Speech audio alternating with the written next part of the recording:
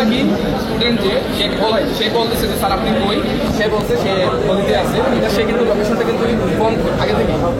তারপরে আমরা কিন্তু নিউজটা জানছি মরার, মানে সে মারা গেছে সেটা নিউজ জানছি আমরা 6:15-20 পর।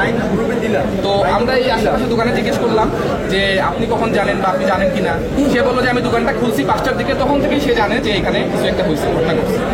এই মাঝখানের 1 ঘন্টা 20 মিনিট এই সময়টা কি হয়েছে, ইভেন ভিতরে আপনার এই বাসার দরজার চিপা দিয়ে পর্যন্ত ব্লাড আছে, এবং বাইরে নেকড়া দিয়ে ছবি আছে, আমাদের কাছে ছবি আছে, ভিডিও আছে, নেকড়া দিয়ে এই রক্তগুলা মুছার ট্রাই করা হয়েছে, নেকড়া দিয়ে রক্ত। এবং সে প্রত্যেকটা দরজায় সে কিন্তু ধাক্কা দিছে, একটা সিঙ্গেল মানুষকেও দরজা খুলে নাই।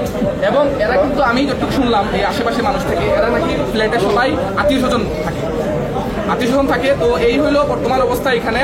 প্রশাসন এখনো পর্যন্ত তাদের লেন্দি, এখনো পর্যন্ত ক্রাইম সিনের অবস্থা আপনারা জানেন তো, ক্রাইম সিন মানুষ অনেক বেশি, এখানে ক্রাইম সিন নষ্ট হয়ে যাওয়ার একটা পসিবিলিটি থাকে।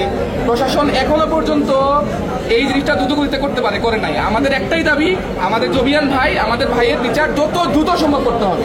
আমরা এখান থেকে এক চুলো নড়বো না, আমাদের জাস্টিস দিতে হবে এখানে।